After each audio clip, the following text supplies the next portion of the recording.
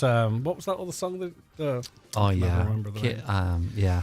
Yeah, That's a good one. it's good. Did they have a good few ones out? Yeah, but I'm not really. They haven't been across my radar. But that's probably in your radar now, I see. Yeah.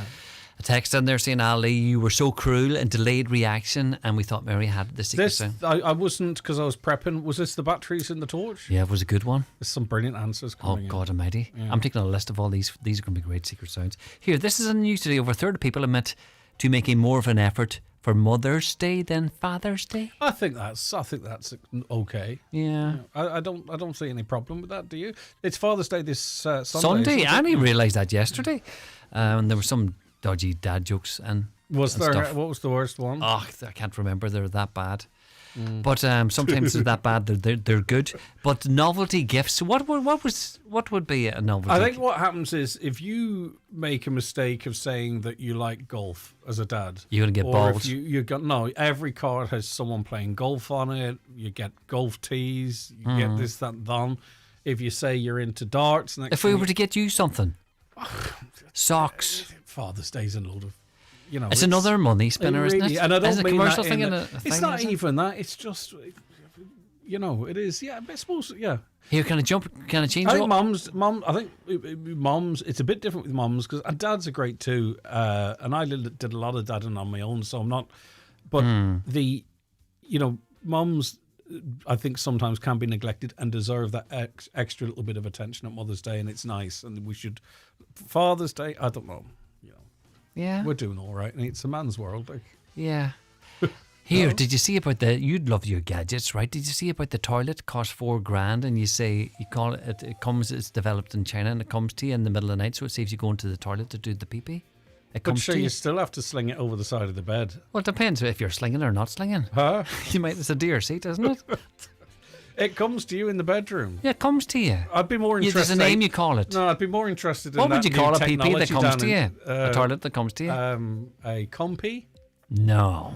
I'm more interested at my age in that new treatment for enlarged prostates. That's what you need. What's the new treatment? Well, effectively, they power blast your prostate with water. God, this is very deep now. No, it's actually really quite important. 15 guys have because the surgery can be really quite intrusive and all this kind of stuff. And about 14, 15 guys now with enlarged prostates, and it can affect your pee retention and stuff. Now it's kind of like power washing them. And they reduce the size of it with jets of water, and it's non-intrusive. When was this released? It's in the news yesterday. They just did a PR on it yesterday, so 14 or 15. I think that's it. That's what happened in Donal, isn't it? It's a robotic power washer, really effectively. Absolutely. So I'll get that done before I get a toilet for $4,000 that comes to me in the middle of the night. Well, you wouldn't spend. But intrusive. You really are in the target range, so I wouldn't be turning your nose up at it. No, I'm not turning my nose up at nothing. We can't be ignorant about things. You are just a prime candidate. Right? Oh, thank you very much. Well, you're almost half of men by the age of 60 will have an enlarged prostate. Isn't that right, Donald? Absolutely. Yeah. So. Yeah. There you go. You had me thinking. Yep. All right. Thanks very much. Good to be Every thinking. day's a learning day, isn't it? 9:05. Let's get a news update. It's over to Donald Kavanagh. Thank you, Greg. Good morning. A Donegal TD says some of the corporation tax taken from pharmaceutical companies should be ring-fenced to cover the costs of expensive drugs for rare diseases. Deputy Pat Gallagher was speaking after it was confirmed the drug Juvenistat has been approved by senior HSC leadership, and the issue of managed access is now being considered by a team of clinicians. The drug is required by children with muscular Duchenne dystrophy, with Deputy Gallagher highlighting the cases of the O'Sullivan brothers in Ballybofey and Aaron Langan in South Donegal. Following a cross-party campaign in the county, Deputy Gallagher is hopeful that there'll be progress within weeks. Well, I think we're very close. I would hope that's weeks rather than months. I would think it shouldn't be too long. I believe that those who require this Juvenistat urgently should have it, and we know of a number of cases in the county, and there's one family where one son has been on Juvenistat for a long time and is in a very active life. The other son needs it very urgently, as does the other boy in the south of the county. The Environmental Protection Agency is warning the country's cleanest rivers are continuing to decline despite ongoing efforts to improve water quality. Its latest report shows no significant overall improvement in quality during 2025, with nutrient pollution remaining a major challenge. The EPA says agriculture and wastewater are the main sources of excess nutrients entering waterways, A number of issues are noted in Donegal. There's a link to the full report on highlandradio.com. Water Programme Manager with the EPA, Jenny Deacon, says the declines are widespread. They're usually the smaller streams, often in the west of Ireland, in the headlands. They are the places where our iconic species like the salmon, the freshwater pearl mussel, that's where they all live.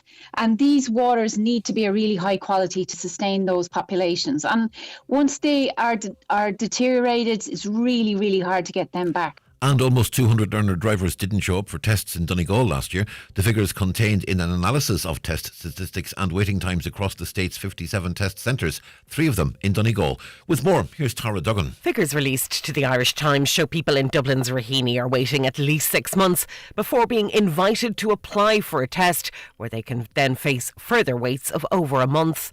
Louth has delays of over 4 months in its Drogheda branch, while learner drivers in Cavan, Monaghan, Longford and Buncrana are all waiting more than 3 months.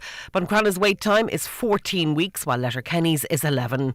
Although the government is committed to getting wait times down to 10 weeks, just 35% of test centres have achieved that goal, including Donegal Town and Sligo. Meanwhile, the number of no-shows for tests across Donegal's 3 centres last year was 198. And the weather forecast brighter overall with residual overnight rain and drizzle clearing eastwards. That'll be followed by a mix of cloudy periods, brighter sunny spells and scattered showers, more frequent in western areas. Light to moderate southwest winds, fresh at times near the west coast. Top temperatures today 15 to 19 degrees Celsius. That's Highland Radio News. We're back with more at 10 o'clock.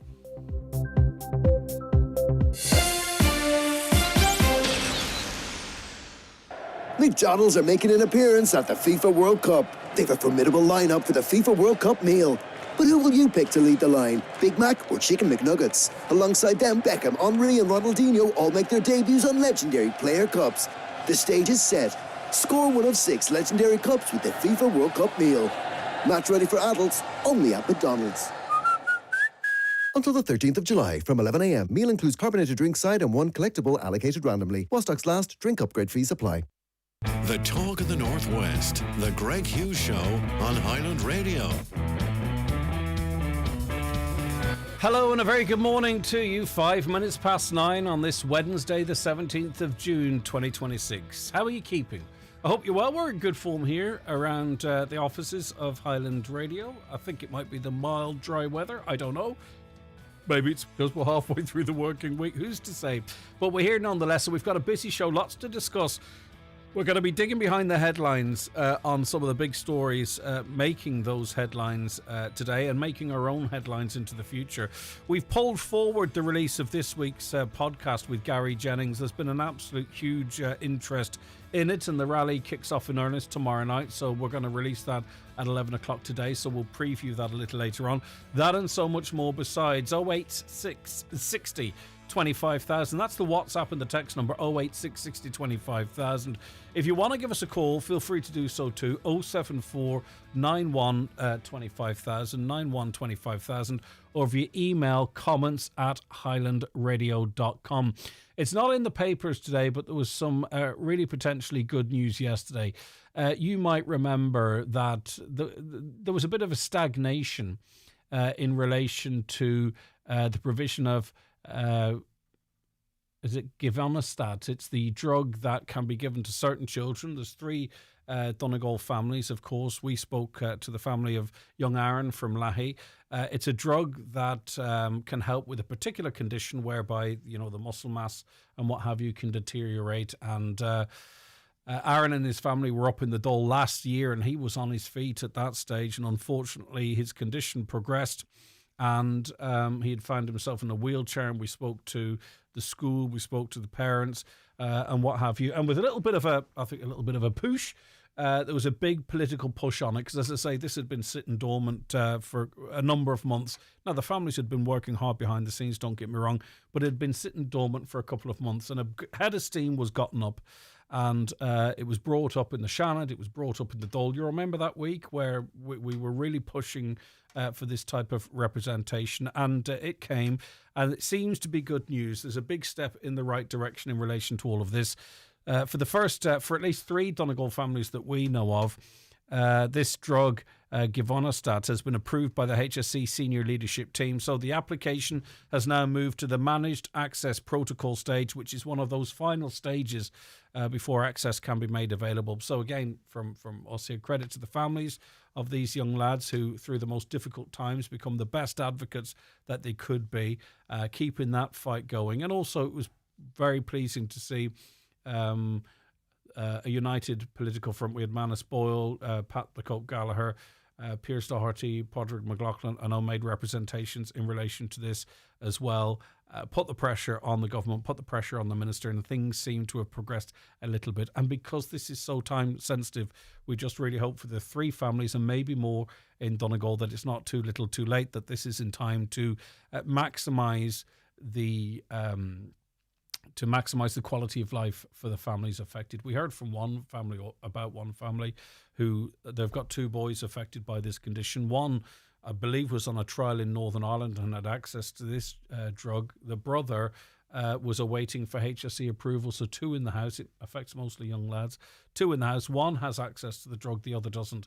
That made no sense. So hopefully now common sense has prevailed. We're all going to keep the pressure on, of course, to make sure that these final hurdles are cleared really, really quickly. But hopefully those families are waking up this morning with a little bit more hope than they may have went to bed with the night before last. If you have anything to say in relation to that, I gave you the numbers out a little earlier on. The Finn Valley Voice is released today. They cover a massive Garda campaign. And this led to Castlefin cocaine charges. A massive Garda operation involving over 100 members of the force led to a Castlefin man appearing in court last week on cocaine charges. The accused solicitor, Mr. Kieran Shields, says that this is a complex matter and added that it was connected to other matters. More detailed reporting in that paper today. We're going to be discussing a vote in the Dáil tonight, which looks set to pave the way for the ending of the 3-day wait in abortion referrals, because the coalition has bagged it and it is a Sinn Féin motion. The Taoiseach and well, now I must say I've never received one text or call to this radio show by any group or organisation seeking to have this 3-day period gotten rid of, but that doesn't mean there's not a massive public appetite for that. I'm just saying that's just the way it is. So it's a Sinn Féin proposal to remove the mandatory 3-day wait period for abortions. The motion is set to come before the Dáil today and will remove the requirement for a woman seeking an abortion to have 2 consultations with a 3-day wait in between. In the Dáil yesterday, Mr. Martin said he was aware of the arguments for and against the change and called for a respectful Dáil debate on the matter. The HSE has done its own studies in relation to this, and I present these figures to you, and you might say, well, this proves that it should be retained, or you might say this proves that it should be gotten away with.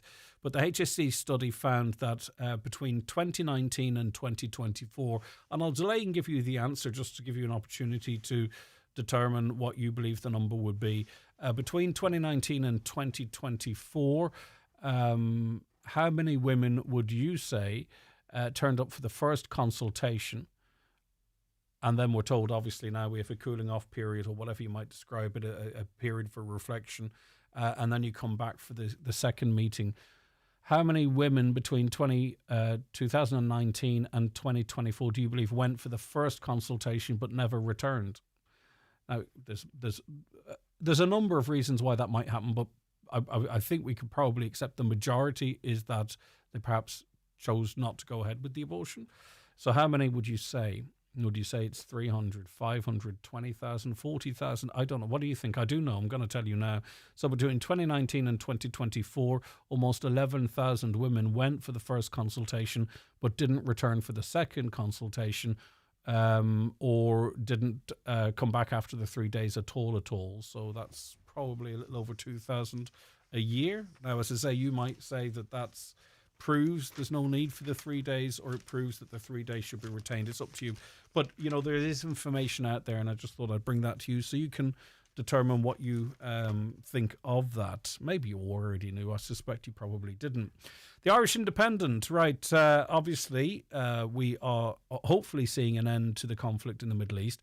It's going to take a long time for oil prices to come down, unfortunately, because the Iran modus operandi was to actually attack the oil infrastructure, and that's really, I think, where they got the upper hand. So there is an issue in terms of oil generation. That being said, a fifth of our oil comes from Iran. The reason diesel has gone down is we've found alternative markets to get the diesel in here. It's not because of what's happened in the Middle East. So, the prices might come down quick or they might not. But what we have to prepare ourselves for is the elimination of the cuts to the excise on petrol and diesel, because it could go down to 160 and then go up to 180 overnight, or even 190 overnight. But the Energy Minister, our old friend here in Donegal, Darragh O'Brien, he said he's open to extending excise cuts to petrol and diesel that are to expire at the end of July. He said it's too early to say whether a deal reached between the US and Iran to bring the war to an end will have an impact on prices at the pump, or whether there'll be greater certainty. The minister also acknowledged that it would be politically hard sell to have a cliff edge on the excise cuts for fuel at the same time that a VAT cut for the hospitality sector comes into effect. So you introduce something and then you have to figure out how to unintroduce it, I suppose. Well, what's the chances of peace in the Middle East? US President Donald Trump, this is from the Irish Times, US President Donald Trump has expressed frustration with Israel and its Prime Minister Benjamin Netanyahu at a gathering of world leaders in France for the G7, describing the country as hindering the peace efforts with Iran. Washington has announced that a preliminary deal with Iran to end hostilities will be signed in Geneva on Friday, but Tehran has insisted that Israel must stop its attacks in Lebanon for the agreement to hold. In remarks to media after a meeting with the Emir of Qatar, which has played a mediation role in negotiating with Iran, Trump expressed unusually sharp criticism of Israel. And we got some leaked texts from some of his conversations with Benjamin. And his patience seems to be wearing thin. I wonder, would you back our councillors in Donegal if they made this decision? Because councillors have passed a motion calling on the government to make all GEA Championship games available on free-to-air TV in 2027. This is the Irish Daily Star. Rights for the All-Ireland Football and Hurling Championship are currently split between RTE and GEA Plus, the association's own streaming service. This weekend, 3 of the 4 All-Ireland Football quarter-final round 3 games will be shown on the streaming service, with just Dublin versus Donegal being shown on RTE. The GEA and RTE have both repeatedly claimed that it would be unfeasible to show all games, yet many have pointed to how every League of Ireland game can be streamed on League of Ireland TV, though it's the quality they've used. They use camera tracking technology and stuff, which is not fantastic. Listen, I think really the truth is that we are going to have to pay to view at times. I think the public might go for it if they see it fair, and they might go for it if they see all of the games available so that they can interact with them. All right, anything you wish to comment on there? If you want to pass on a comment, 086 60 25,000. That is your WhatsApp and that's your text number. We'll be right back after these. The Greg Hughes Show is brought to you by Letterkenny Credit Union. Big plans, big dreams. Home improvement loans, borrow up to €80,000. Visit letterkennycu.ie today. It's underway. 30 days of good deeds in association with Mokushla Foundation. Do something kind, big or small, share it with us, nominate a friend and donate €5 and support Donegal Hospice, Foyle Hospice and Period Poverty. Your story could be heard on the Noddy Alarm Clock with Lee Gooch. Let's make June a month of good. Donate now at 30daysofgooddeeds.com. A sporty motor to impress Eileen on your first date? We've got a Skoda for that. A boot big enough to sleep in at Electric Picnic? We've got a Skoda for that. Room for your 3 kids and 3 more? We've got a Skoda for that. Big, small, electric, plug-in hybrid, diesel or petrol? You've guessed it. There's a brand new Skoda for all of that. Skoda. Your local Skoda dealer is DMG Motors, Clar Road, Donegal Town. Telephone 074 9721396. Do you suffer from high cholesterol, menopause symptoms, digestive issues, anxiety, aches and pains, or a lack of energy? The highly trained team at the Natural Way Letterkenny can provide advice on natural remedies for a number of individual health issues. The Natural Way also has its own brand of herbal treatments to help fight fatigue, relieve digestive discomfort, maintain a healthy immune system and alleviate common menopause symptoms. The Natural Way at Letterkenny Shopping Centre, your one-stop health shop. Louis Walsh Opticians are delighted to announce the opening of their new practice in Fulcara. For generations, families across Donegal have trusted Louis Walsh Opticians for professional eye care, quality eyewear and friendly personal service. Now that same trusted care will be available in Fulcara. Louis Walsh Opticians, your local family-run opticians in the Courtyard Shopping Centre, Letterkenny, and shortly on Main Street, Fulcara. To book an eye test, call 920-4241. Highland Radio Time Checks brought to you by EirGrid, the operator and developer of Ireland's electricity grid.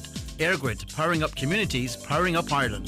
The time is? The time now is 18 minutes past 9. Right, so the Dáil will vote on Sinn Féin's proposed legislation to remove the 3-day wait period for an abortion in early pregnancy. If the bill is passed in the Dáil tonight, it then goes before an Oireachtas committee for further scrutiny. We have two guests to discuss this. I'll go first to the Sinn Féin spokesperson on health, Deputy David Cullinan. Thank you so much for your time. I really do appreciate it. Thank you, Greg. Right, so why has Sinn Féin brought this forward? Well, first of all, there was an independent review of the 2018 Act, which was voted overwhelmingly by the people of this state back in 2018 to provide abortion services. And that independent review looked at the operation of the Act, Greg, and looked at potential barriers that prevented some women from accessing services. And my party position has always been clear that obviously people voted for repeal, people voted for a legal framework to be put in place to allow abortion in certain circumstances. And as we know, in the first trimester up to 12 weeks, it's without indication. And one of the barriers that was identified by the independent experts that looked at this was the mandatory element of the 3-day wait. And I just want to make a number of quick points around that, because I respect the fact that there are many different opinions on the issue of abortion. I respect people's different views.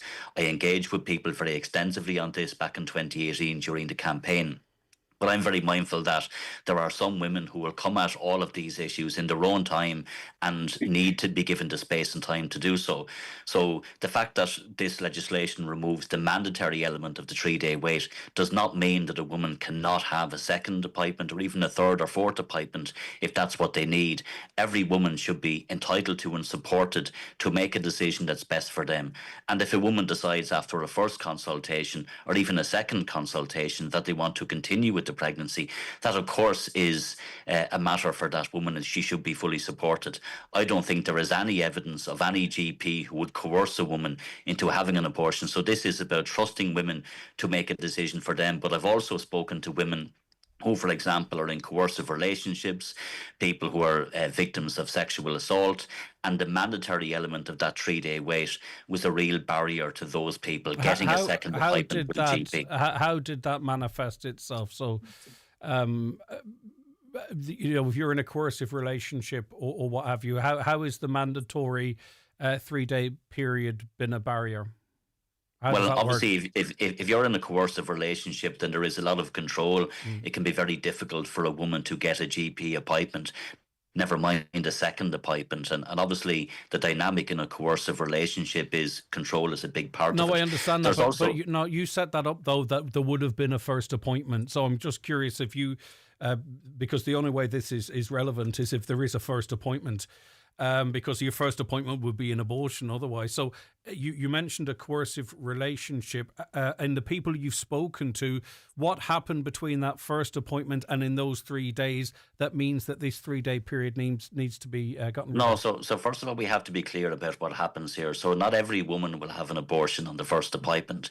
In fact, the evidence is that many women who go to a first appointment do so to have a consultation with their GP, and in fact, many may decide not to have an abortion and continue with the pregnancy, and I fully support a woman in making that choice. The evidence that was presented to the independent panel, which actually did look at women who are availing of the services, and there was a survey carried out at a point in time, pointed to problems with the mandatory 3-day wait. Part of it was women in coercive relationships. Part of it was that there were some women who found out that they were pregnant much later. and that the time gap between getting the first and second appointments meant that they timed out of accessing a service within 12 weeks.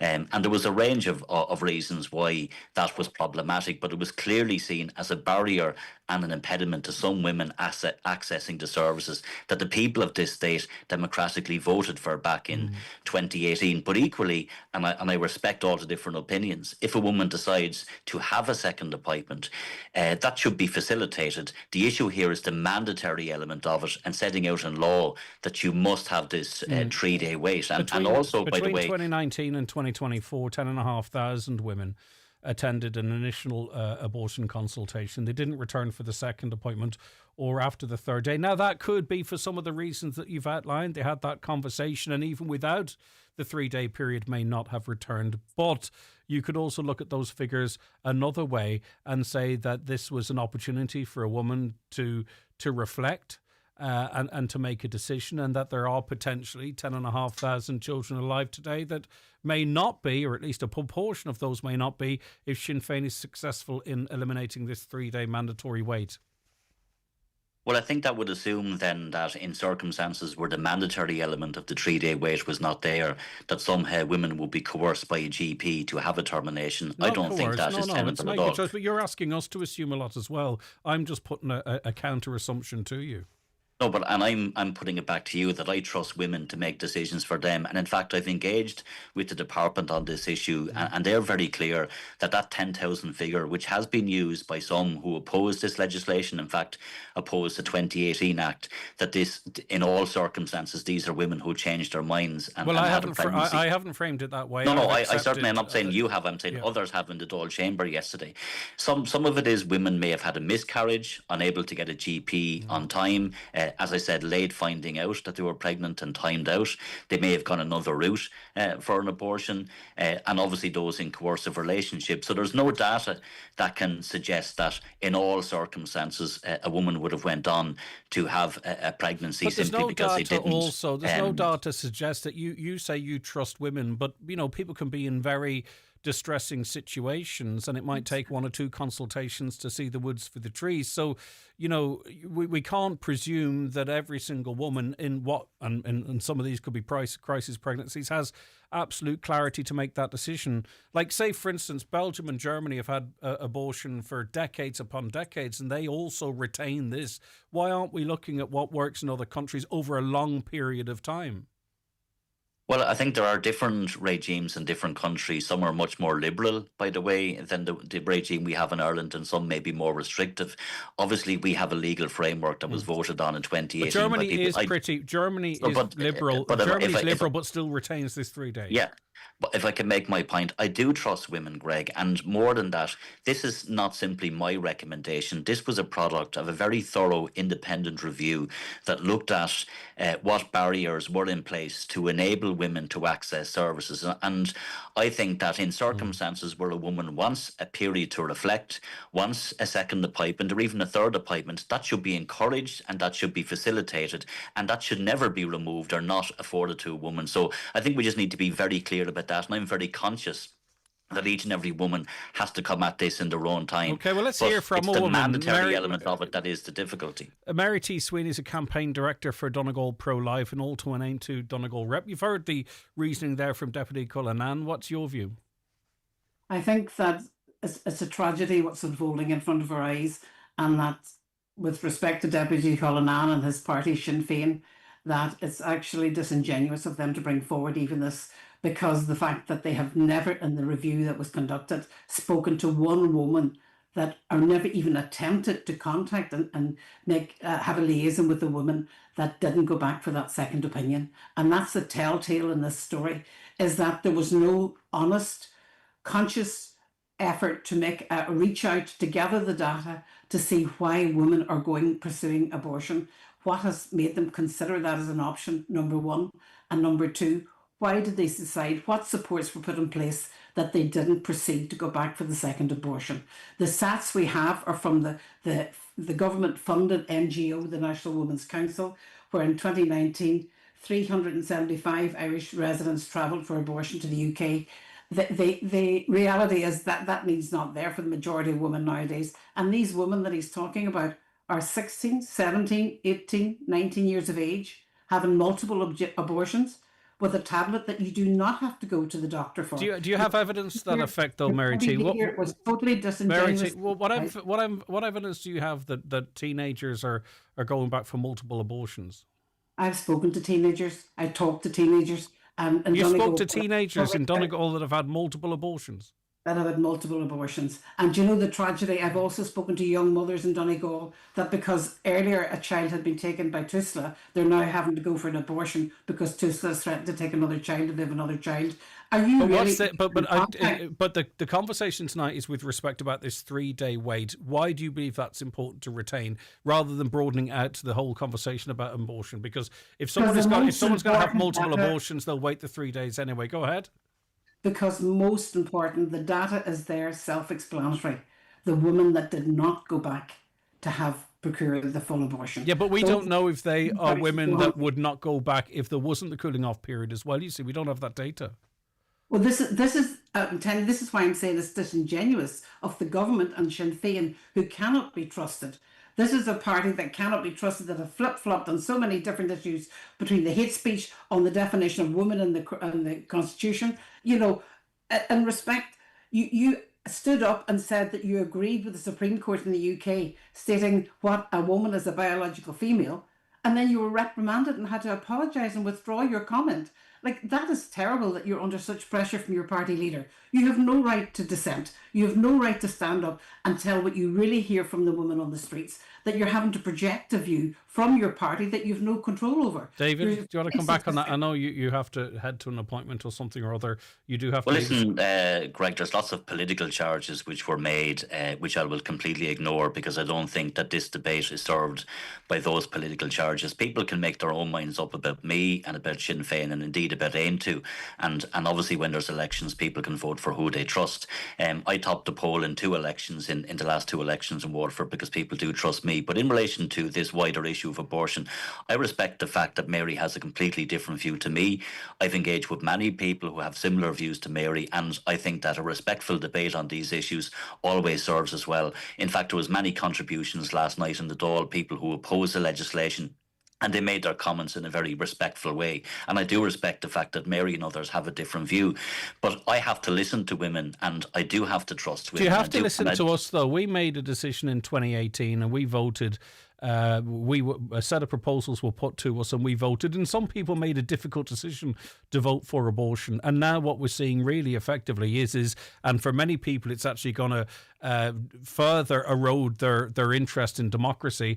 Now we're seeing you guys come together and decide that, well, you know, the people voted for this in 2018, but we've listened to a few people and now we're going to do something else. You're widening the scope. We didn't vote for that in 2018, and it could be on this issue or any issue. Yeah, I don't think with respect, Greg, it's listening to a few people. It's listening to women who have availed of the service and who have identified... In comparison to a nation going to a referendum. Yeah, and I'll get to that point. But what I'm saying is it's important to listen to people who have availed of services and women who feel that there are impediments to other women accessing services.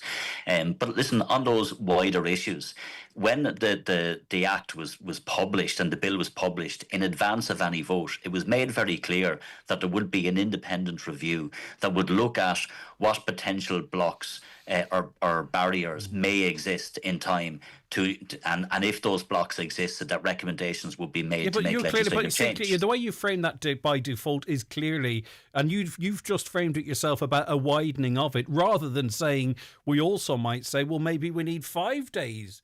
You know what I mean? It seems to be the default position was the wording of the referendum was to allow for greater access to abortion. What about looking at other countries that do 5 days? But Greg, the terms of reference for the independent review was that it had to make recommendations and they had to keep in line with the spirit of the Act. So the report and the author was not able to stray from that. There was a very clear set of recommendations that was given. And what she looked at was, we voted in 2018 for a legal framework. Are there any barriers in place that prevent some women from accessing services within the scope of that Act? And the 3-day wait and the mandatory element of it was cited as one of the biggest barriers. Yes, but the barrier, and that was a barrier that was cited by women who have availed of the service. But what you describe as a barrier, people voted on as actually being the potential to limit, if you know what I mean. Not limit, but it wasn't. Yeah, but also, people voted. I didn't vote in the referendum, but people didn't vote for this as a barrier. They voted for it so that abortion could be acceptable to them. But you're describing what they thought, right, okay, if there's a 3-day waiting period, I can vote for this. You're describing that as a barrier now to access to healthcare. Because I'll come back to you in a second, Mary T. Because just very quickly, Ger, some people who voted for repeal had a difficulty with the 3-day wait from the get-go. So it's not as straightforward as you make out. I'm not saying that there should be no cooling off period, or women should be rushed into having an abortion, or women should not be able to arrive at this in their own time, or indeed that a woman should not continue with a pregnancy. For any woman that wants to have a second appointment, or even a third or a fourth appointment with a GP, that should be facilitated and encouraged, and no woman should in any way feel rushed. What we're talking about here is women who have made their minds up and for all sorts of reasons find that the mandatory element of this 3-day wait has acted as a barrier. That's simply what we're looking at. I would like. We don't have time. I want it to be described to me how it's a barrier, but anyway, we'll do that another day. Thank you.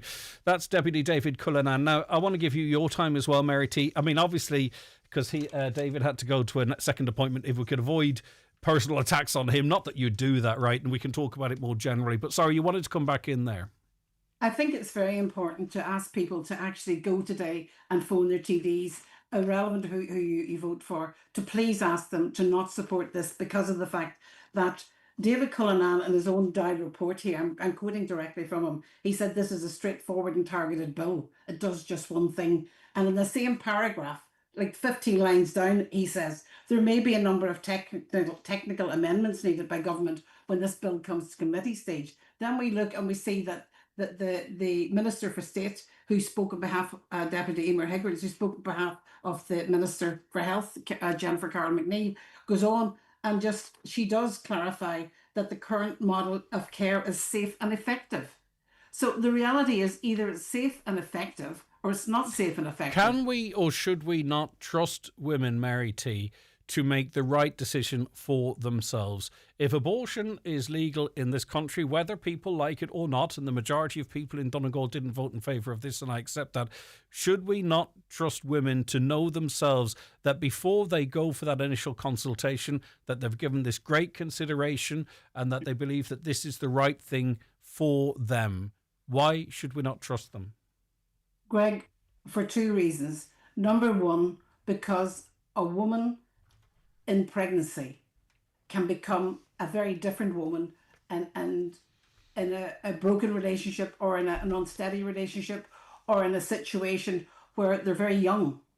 To find out that they're pregnant, it can be, I've seen it with students being afraid to go home and tell the parents, being afraid the boyfriend has rejected them. We must look at the real causes. That's why the statistics need to be carried out. Data has to be kept. If you want to genuinely support women to have a pregnancy and to keep the pregnancy, the 10,000 odd women that did go forward and didn't proceed with the abortion, and there's no data on it. It's disgraceful. They spend 10.8 billion annually in Ireland, the government, on NGO groups. And none of them fund support for women in crisis pregnancy that want to retain or keep their baby. So the whole argument here is a flawed, controlled argument. When he admits that they never spoke, the Marie O'Shea, who did this survey for the government, it was, you pay the piper, you get the tune. The survey never even discussed or sought to research or talk to the ladies that had initiated the abortion procedure and didn't complete it. We need to know those stats. Yeah, but those stats might not, you see, those stats might not work on your favour, Mary T, because, if the 3-day wait was gone, maybe 14,000 women would turn up for the first consultation and not return. We don't know the influence of the 3-day wait offered in this government by society. You have to be very concerned about this, that there's absolutely no absolute funding of any description to support women on the other side that want to retain and keep their baby. But there's child benefits. There's actually, do you know what? There's a study out today whereby baby banks. There's calls for a massive public investment in baby banks. So you know, in fairness, it's not just a call coming from you, and it's by coincidence, and it's from a completely different organisation that people are having babies and they literally don't have the money to feed them. So I presume that's the space that you're talking about. So in fairness, and aim to, and I put this forward for as others did, to look to introduce basic structures like introducing maternity pay from 4 months of pregnancy that you can start to gather from. It's so expensive today. The cost of living is a huge. We know by the stats that have been gathered internationally that 85% of women is socioeconomic cost of living is affecting it terribly. And just see that issue too of bringing in coercive control of women. Like, that argument I don't think is fully thought out, because we don't know how many women are coerced into having an abortion. But we don't know how, or we don't know how many women are coerced into keeping a child. But whichever of those scenarios it is, it's against the woman's wishes. So if you're going to bring coercion in, well, then we need to make sure that we have some idea of how many women feel they're being coerced into an abortion, and this 3-day wait would work in their favour to maybe seek some alternative help or support. So, you know, the data does seem incomplete. Greg, you've hit the nail on the head, and one of the most important areas of development, that if a lady does manage to get into a GP, because she doesn't no longer need to have to present to the GP, it can be on the telephone. So there could be somebody in the room with her, you know, forcing her to make that conversation to officially get over the first of the 2 steps. But if the GP was to say to that lady, listen, are you okay? Are you safe enough at home? And she happened to say, no, I am, you know, under control by my partner and I need to get out, but I have nowhere to go. What support can that GP give that lady? What facilities have we? Refuges have we for emergency accommodation for women that are pregnant? There is no and has been no willingness to look at the real issues. And I have seen women being having to force to stay in the home because they have nowhere to go. There is no support. Okay, well, the biggest case in Ireland, just to mention it before briefly, if you don't mind, Mary T, is the case with your Anna Dickey here in Letterkenny. And where did he get those tablets? You know, where is the reality that these tablets are so readily Is that not an argument for controlled healthcare, though? I'm not sure that's...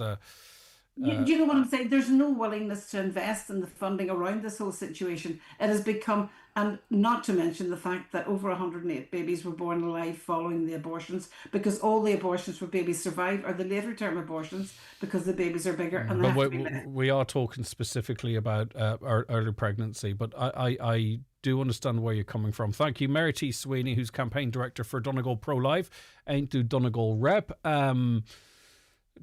Listen, I'm not a woman, and it's not really for me to interfere in women's health care one way or other. The one part of this that I think we should discuss going forward is, you know, what we're actually voting for in a referendum, for an example, be it on this issue or even, say, for instance, it was the triple lock. You know, could we vote on the triple lock, and within that, you know, we're not going to get that vote, but within that there could be a pathway actually for the Dáil to vote to go against the will of the people per se. Or maybe we should accept and understand that we vote for a framework, and we also vote for that framework to be explored and to be changed and so on and so forth. As I say, it's a very complex issue. I don't know where to stand. All I can do is sit here and try and give people their voice, whether they're for or against. So get in touch, 086 60 25,000. Back after the break. The Greg Hughes Show with Letterkenny Credit Union, powering your plans with fast digital loans. Apply online or through our app in minutes and get funds straight into your current account. Easy, quick and convenient. And our digital offering perfectly complements the friendly face-to-face service you know and trust. Get smarter insights into your energy when you join You Know Energy. With monthly predictions before every bill and a handy app that lets you track your hourly, daily and monthly usage, you won't know yourself with You Know Energy. Join You Know Energy today and save up to €636 a year on electricity and gas. You Know Energy. You just know. You Know Energy discount variable electricity rate EAB €1554 and discount variable gas rate €1332. For T's and C's rates and savings calculation, see youknowenergy.ie. Suppliers pricing may change. You Know Energy. Attention Donegal, Derry and Tyrone. PD Bathrooms and Tiles are proud to unveil our newest and most stunning showroom in Lisfannon Business Park, Buncrana. Located right opposite the Northwest Golf Course, we offer unbeatable quality and incredible value. For 30 years, we've been the experts in total refits, stocking and serving as the sole agent for many top brands. Visit us today and transform your space with the finest bathroom and tile solutions. Telephone 93 95 884. PD Bathrooms and Tiles, where excellence meets value. Lisfannon Business Park, Buncrana, F93H10F. Hit the road this summer with €4,000 on us when you upgrade to a new Nissan at iMotors. Choose either €4,000 towards finance or a €4,000 trade-in booster on selected models. With 4.9% APR finance available across the full 262 Nissan range, your next Nissan could be closer than you think. Visit our showrooms in Drumkeen or Malin today and drive your new Nissan home. iMotors, fearless generation. Looking for great food, stunning views and real value? Visit the Water's Edge in Rathmullen, where freshly prepared dishes are served in a beautiful waterfront setting. Open daily from 9 a.m. to 9 p.m. It's perfect for breakfast, lunch, dinner or a coastal break. With comfortable overnight accommodation and a warm Donegal welcome, it's the ideal place to relax, dine and unwind. Call 074 98 91352 to book your table or stay. The Water's Edge Rathmullen, where great food meets stunning views. The Greg Hughes Show with Letterkenny Credit Union, offering flexible mortgages up to €600,000 with no hidden fees or charges. Whether you're buying your dream home or thinking of switching your mortgage, make the move to your local, trusted credit union. Learn more at letterkennycu.ie. A public service announcement from Donegal County Council. Would you like to learn more about the history of your home or how to care for a traditional vernacular house? Then join the Vernacular Architecture Seminar on Saturday, 4th of July at Inad Cushlacha, Dunlewy. Hear from historians, architects, conservation specialists and craftspeople as they explore the value of traditional buildings and the skills and materials used to conserve them. This is a free seminar. To book your place, contact the County Donegal Heritage Office by emailing heritage@donegalcoco.ie or phone 074 916 3824. Donegal County Council, preserving Donegal's heritage in partnership with the Heritage Council. Get your home and garden summer ready with Watson Hire in Letterkenny. From lawnmowers to strimmers and compost to lawnmowers, they have everything you need to tidy, clean and green your space. If you're painting, inside or out, choose the best value paint in Donegal from top names like Fleetwood and Johnson's. Watson Hire, open 6 days a week at Lisnen and Letterkenny with great deals to have your home and garden looking their best. See watsonhire.ie. I had problems with my knees for about 7-8 years. I think I'd give Kingsbridge 5 stars just because of the support and help that they gave me before and after the surgery. I was a public patient and the HSE reimbursed the cost. Republic of Ireland residents can get rapid access to cross-border surgeries at Kingsbridge private hospitals in Belfast and Derry, with medical costs reimbursed by the HSE. Find out more at kingsbridgeprivatehospital.com/cross-border. Kingsbridge, your fast track to 5-star care. Terms and conditions apply. This is the sound of one very happy Britain Insurance customer heading off to the sun. Happy that we're able to find her a great value home policy that covers even the unlikeliest of events. For home insurance, go to britainiinsurance.ie. You're secure when you insure with Britain Insurance. Pat Britain & Co Limited, trading as Britain Insurance, is regulated by the Central Bank of Ireland. Highland Radio weather updates with McElhenney's. From occasion wear to holiday essentials, find everything you need for life's special moments at McElhenney's. Explore our collection of fashion, accessories, homeware and more in store or shop online at mcelhenneys.com today. Right, let's have a look at that weather forecast. Brighter overall with rain clearing, followed by a mix of cloudy periods, brighter sunny spells, the odd scattered shower across the county. Light to moderate southwest winds will be fresh at times near the west coast. Highest temperatures of 15 to 19 degrees. We are joined now in studio by Hugh Harper. Good morning, Hugh. Thank you so much for calling in to us on your way to Dublin. I do appreciate it. Morning, Greg. And we also have Christine Evans. Good morning, Christine. Good morning. Christine, for those of you who are not aware, she worked in the deli of the shop and also lived in the apartments directly above the premises. Of course, that was the horrific scene of the devastating, tragic explosion, which caused so much loss and devastation. Hugh, you are amongst a group heading to Dublin, to Leinster House. You've been working with Sinn Féin on this. And, we've spoken in the past, and I've spoken to Donna in the past about being heard, okay? And, being spoken to. We'll all remember the comments from the minister, won't we, that he's not the minister for sympathy, or whatever way he phrased it. How important is it to get down there and speak to legislators? I think at this stage it's crucially important. It's vital now that we take this opportunity and make the most of it. We have put our arguments and our concerns to the Minister of Justice. He has taken them on board, but we are still waiting on some substantial and concrete investigation that's going to take into account what has not been included in the criminal investigation, or won't be included in the criminal investigation. And I suppose this comes down to timing. The government has seemed indicated that it is willing to conduct the type of inquiry that you're looking for, but they seem to be of the view that they want the Garda investigation to run its course. Greg, history is kind of repeating itself here. The Stardust families were given the same promises, and 40 odd years later they're still fighting the cause. I don't want to be in that situation. We're trying to be proactive. We're trying to work with government. We're trying to come to some kind of agreement with them. But at the end of the day, government, previous and present, are the people that are responsible for the safety of the protection of the people of the country. What is it about? Is it about getting answers as to, not necessarily who was at fault, but what went wrong? How was it allowed to go wrong? Was it a complete sort of, was there, how do I put this? Did people not necessarily do things correctly, or was this just happenstance or whatever? How much of it is that? How much do you need those answers, and why might that be important? Everything you've mentioned, Greg, is vitally important. But what has not been recognised here is the potential failings of previous governments. That has come to light, that has omissions been made in regard to the new amendment being brought forward to the Gas Safety Bill 2026. It clearly states in that amendment that since 2016, the CRU had known and been notified of serious concerns regarding gas safety, particularly and specifically to unlicensed third-party gas network. So, do you think there's a resistance to a open, transparent, public statutory, public judicial inquiry because there might be some afraid of what it might uncover? That's the only way I can see it now at the minute, Greg.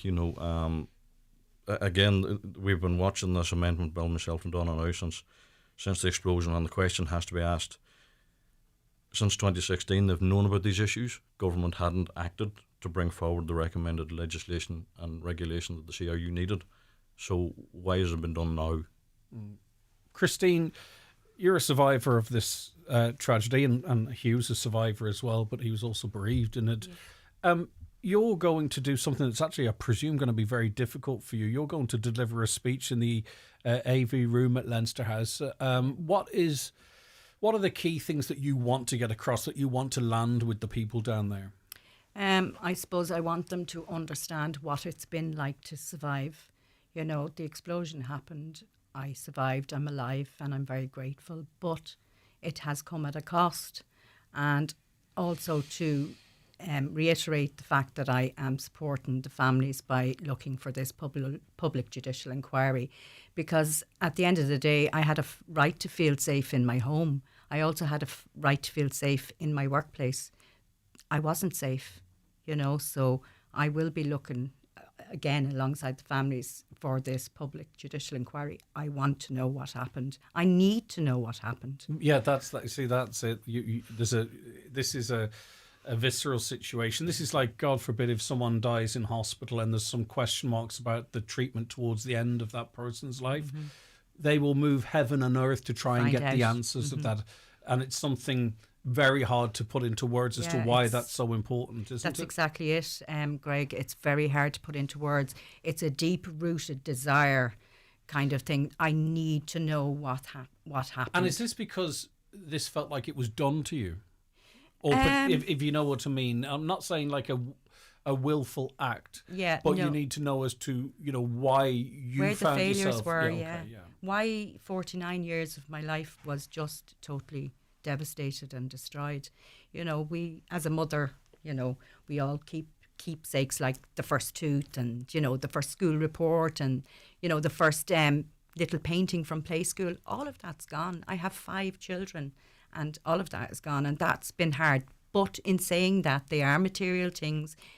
I survived it. 10 people didn't. But in a way, survival but there's a too guilt. is- There's a guilt to that. There's a terrible, terrible guilt to it. Survivor's guilt, effectively. And then the whatabouts, whatever stood there, Yeah. whatever was here, why did... Yeah. I'm not trying to traumatise you, don't The get me fact wrong. that I was standing 2 inches in the position I was standing, I survived. And that is not the cold comfort that people who have not been through it might think it is. No, definitely not. Yeah, okay. Hugh, do you think, though, the government position is set now, that they are going to wait? Because I think the families are relatively satisfied or very satisfied with the Garda investigation, the level of communication, how that is progressing. But, that could be years, couldn't it? And you want the search for answers to begin now. There's 2 ways of answering that. I'm extremely happy with the way the Garda investigation is going. Yes, it is coming into 4 years, but it's a complex situation. In regard to government, delaying their establishment of an inquiry, it's not helping in the way of public safety, if I can word it rightly. So do you believe that what potential gaps may have been there that may have contributed to this tragedy are still there, and there are other buildings that arguably could be ticking time bombs? Well, looking deeper into the Gas Safety Amendment Bill of 2026, when I go back in time, it's very clear to see that within the CRU, 100 unlicensed premises were identified. But now there's a grandfather clause in this amendment.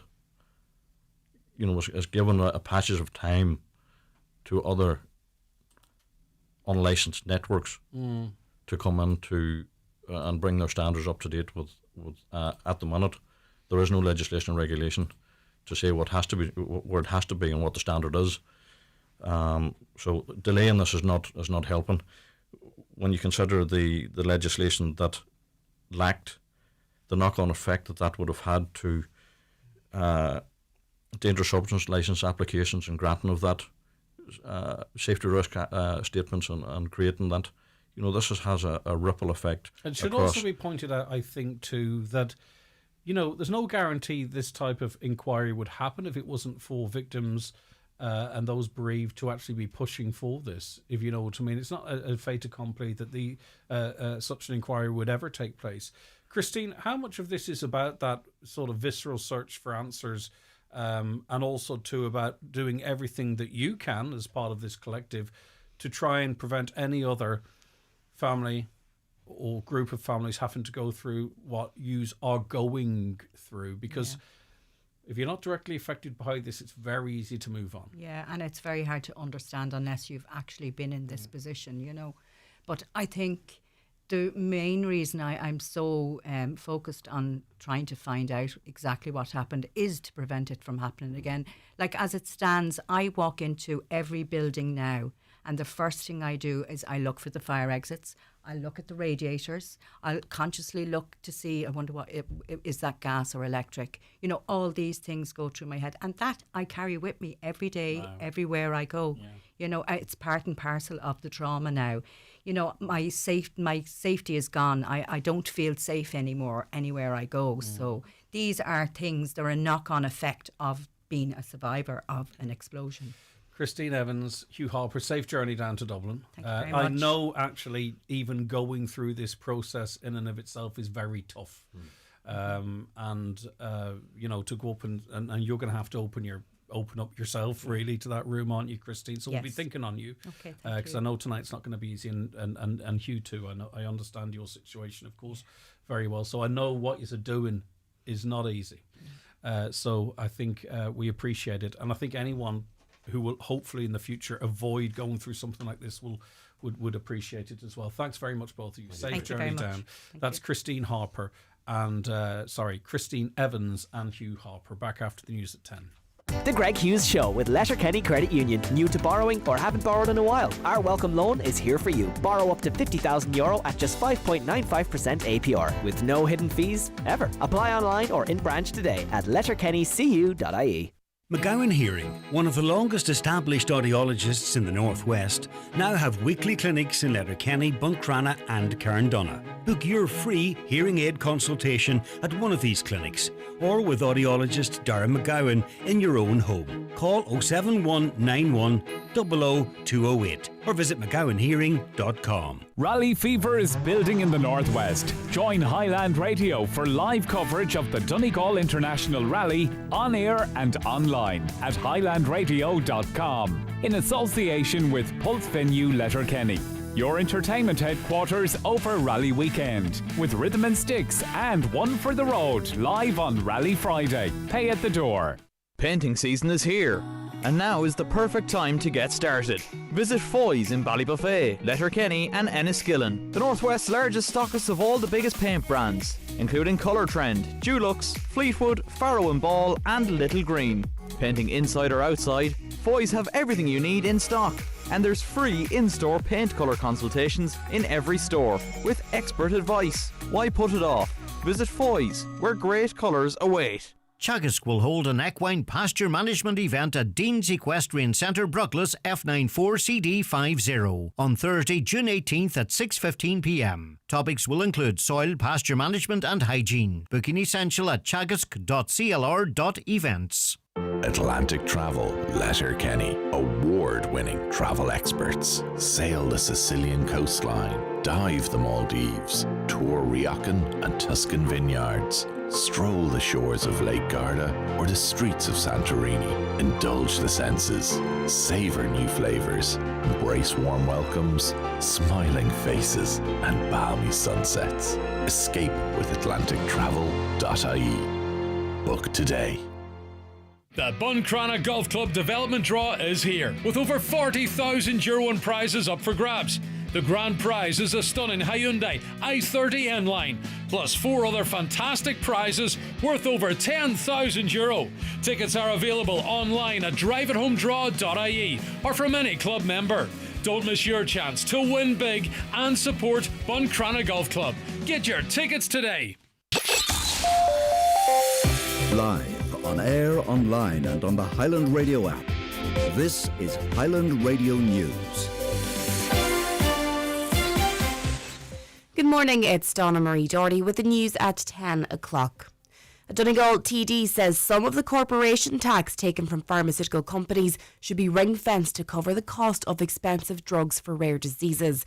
Deputy Pat the Cope Gallagher was speaking after it was confirmed that the drug Givinostat had been approved by senior HSE leadership, and the issue managed access is now being considered by a team of clinicians.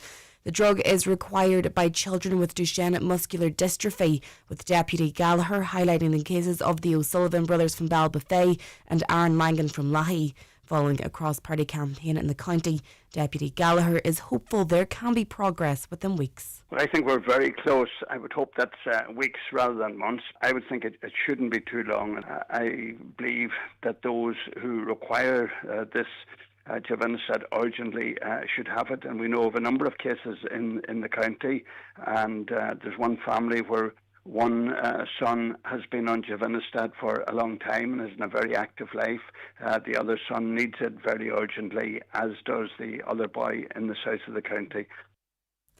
A special needs school in Letterkenny has been chosen as Ireland's favourite building. The purpose-built Little Angel School topped the Royal Institute of Architects for Ireland's Public Choice Award for 2026. The building, designed by Gary McEnany Architects, won out of 174 entries. Oil is finally making its way out of the Strait of Hormuz. The Tanker Tracker website, which monitors oil shipments, says Iran's first crude oil export in 2 months have taken place. It notes at least 2 national Iranian tanker company supertankers have exited the US Navy blockade, carrying a combined total of 3.8 million barrels of Iranian crude oil between them. It's 2 days before the US and Iran sign their peace deal in Switzerland on Friday. Almost 200 learner drivers did not show up for their tests in Donegal last year. The figure is contained in analysis of test statistics and is waiting times across the state's 57 test centres, 3 of which are in Donegal. Tara Duggan has more. Figures released to the Irish Times show people in Dublin's Raheny are waiting at least 6 months before being invited to apply for a test, where they can then face further waits of over a month. Louth has delays of over 4 months in its Drogheda branch, while learner drivers in Cavan, Monaghan, Longford and Buncrana are all waiting more than 3 months. Buncrana's wait time is 14 weeks, while Letterkenny's is 11. Although the government is committed to getting wait times down to 10 weeks, just 35% of test centres have achieved that goal, including Donegal Town and Sligo. Meanwhile, the number of no-shows for tests across Donegal's 3 centres last year was 198.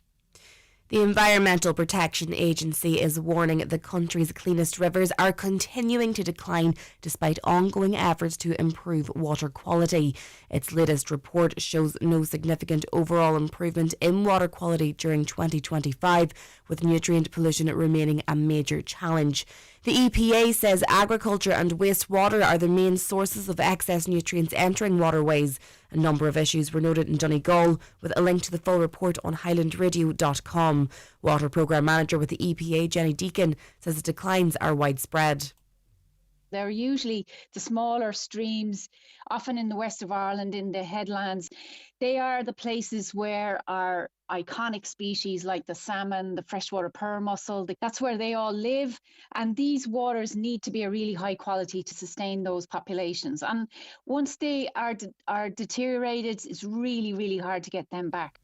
Government TDs will have a free vote in the Dáil today on whether to remove the 3-day wait period for an abortion. The Sinn Féin motion, if passed, will amend the legislation that was signed into law in September 2018. Jessica Woodlock reports. Just 6 weeks ago, a Social Democrats bill on abortion was rejected by the Dáil.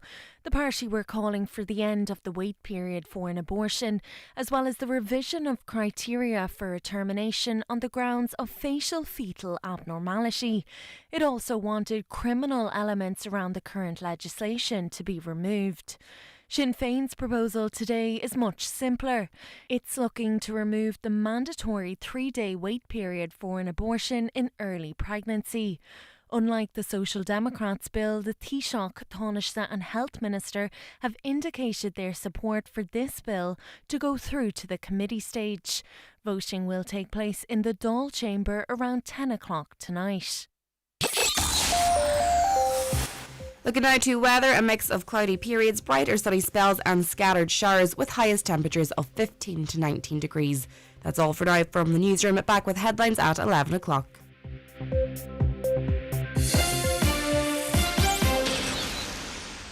The obituary notices for this Wednesday morning, the 17th of June.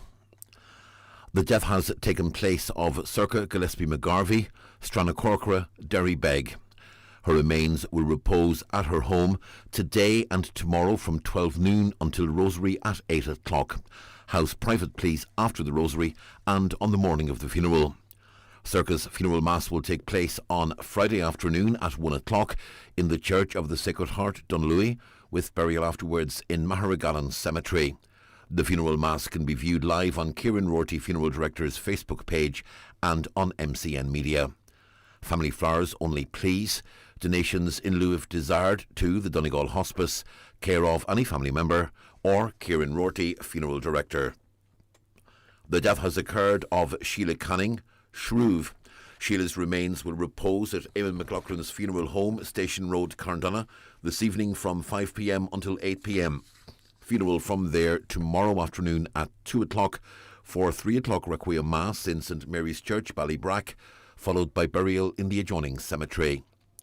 Family flowers only please. Donations in lieu if desired to Larissa Lodge Nursing Home, care of any family member or Eamon McLaughlin Funeral Director.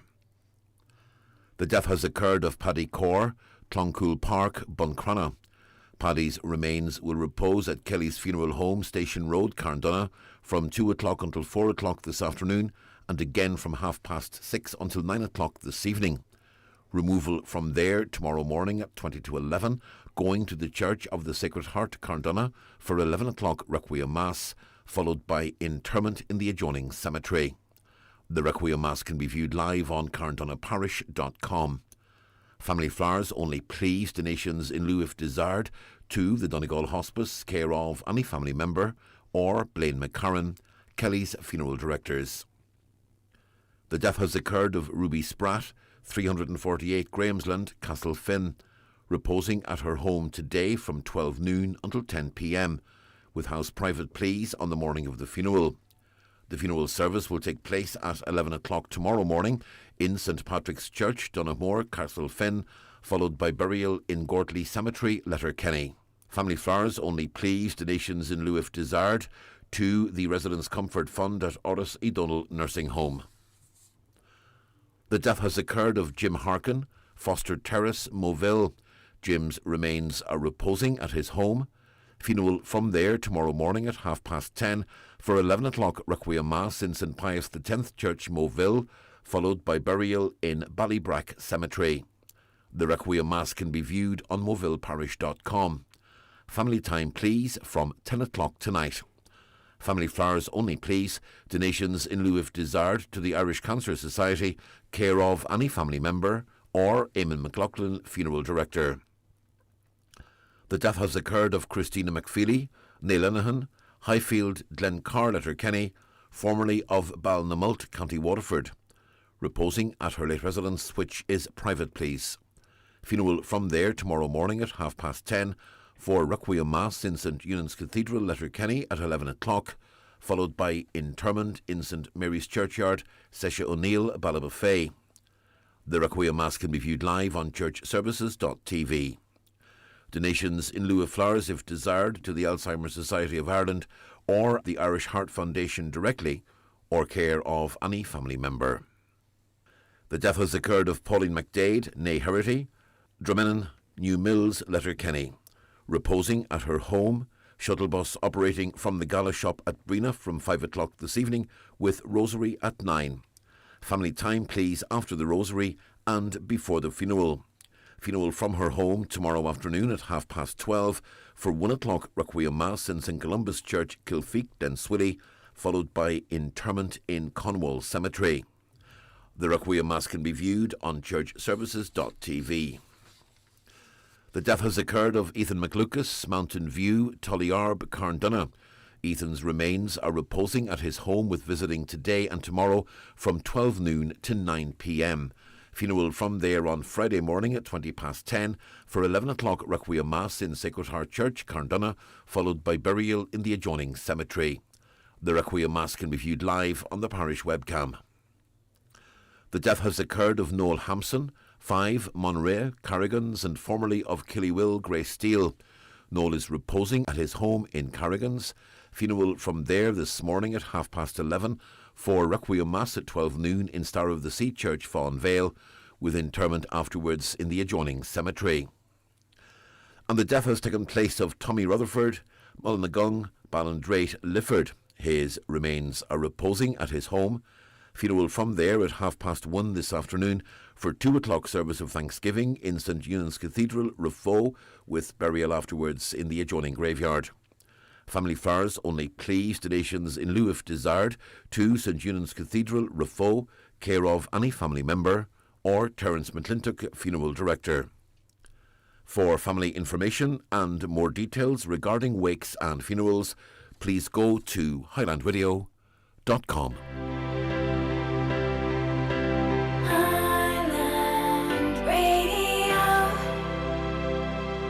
Apply online for learner permit and driving licence services, including renewals, updates, exchanges and replacements. It's easy and hassle-free.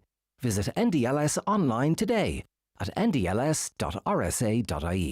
Verified MyGov ID required. Now, A message from the Road Safety Authority. I beg your pardon. Members of the Donegal Bar Association have met to confirm their opposition to proposed reforms of the criminal legal aid system by the Department of Justice. Local practitioners have confirmed they're now going to withdraw from all emergency court sittings and providing advice during Garda Station interviews, which might be particularly coming up to this weekend. We'll tease that out with Rory O'Brien, who is a Donegal solicitor. Rory, thank you so much for your time. Good morning to you. Hi, Greg. Good morning. Thank you for having us. Right, okay, so what are the changes, before we talk about the potential impacts, Rory, what are the changes that you are resisting? Okay, so there's obviously the issue in terms of applying for legal aid, and that's for individuals, Greg, who don't have sufficient means to discharge their legal expenses when they're faced with accusations before the court. Now, this is a system which has been in place for 65 years. It is a mandated system by the state to ensure equality, that where individuals are prosecuted, they have right to competent representation equal to the resources that the state have. And obviously, as years have gone on, those figures have fluctuated. And then what happened is we hit a crescendo, or a crystallization point in 2008. Now, obviously, the crash happened. Financial emergency monies and legislation were brought into effect, and solicitors that engaged in this field throughout the country received the cuts, as did every other public sector worker. And that was certainly something that we all got on board with, we all understand, and we all appreciated the situation everybody was in the country at the time. However, since that period of time, there hasn't been a return to the fees which were payable in 2008. So what has been ongoing for the last number of years is discussions between the Criminal Law Committee of the Solicitors Group and the Department of Justice regarding the return to the 2008 figures, so 18 years ago figures, despite the fact that inflation has obviously increased by 25%. So we were looking for normal restoration, nothing more than that. And then in February of this year, the minister, without any notice to our solicitors representative group, made a pronouncement that they were going to impose now a flat rate fee. And just in relation to that, because I think what's actually been interesting in this process, Rory, if you don't mind me saying so, is the public getting sight of some of the figures that we're talking about. And just for handiness, I'm going to slightly round it up. So at present, solicitors in district court are paid around about €240 for each accused first appearance, then around about €60 on each subsequent appearance. Now, the new proposal calls for a €455 flat one-off fee. Now, that means, too, that if the defendant is in court 7 times, rather than getting 7 times by 60, it eventually, that 455 gets eaten up. And after that, effectively, you could argue you're doing work for free. Is it a case that in the majority of cases, there are more than the 3 subsequent appearances or whatever it might be to bring you up to that 455, Rory?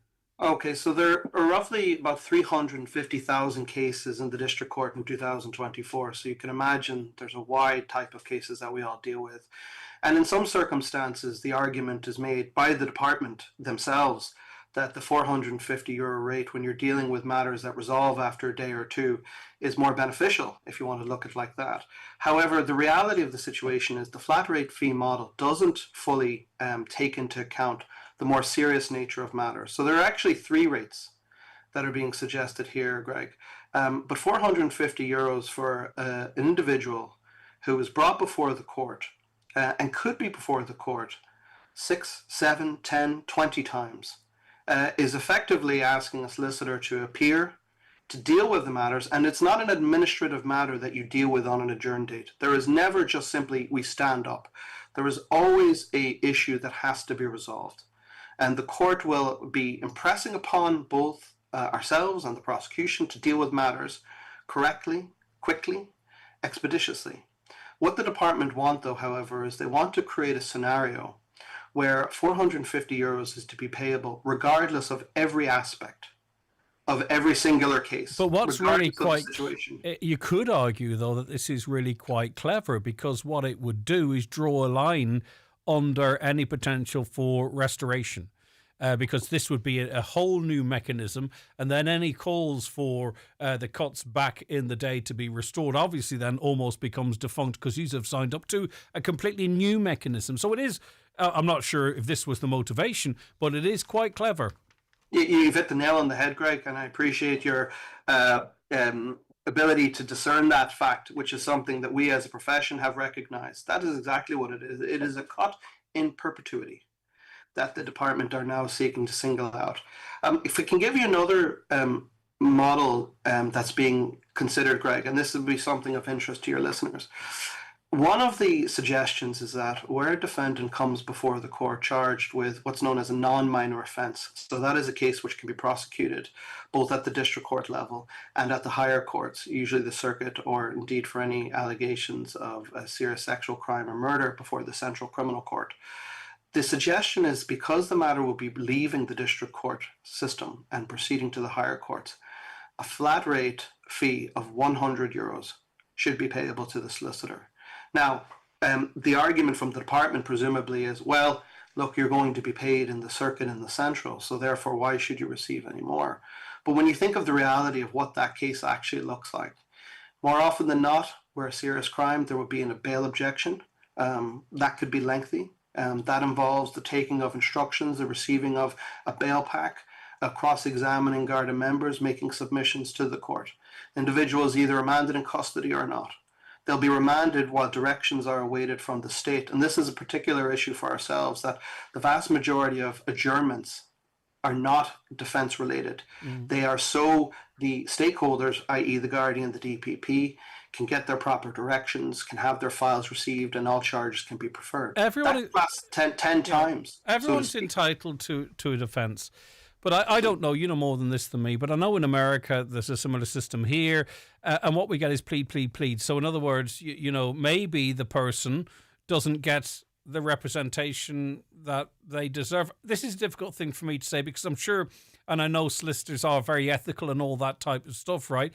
But surely a culture could find itself creeping in whereby, you know, solicitors, even if it's not necessarily in the absolute best interest of the person they represent, to try and get things wrapped up as quickly as possible, and find yourself going, well, if you admit to this, we can avoid that, and so on and so forth. Is there any possibility that type of a culture subconsciously could find itself being introduced into the Irish system if it's not already there?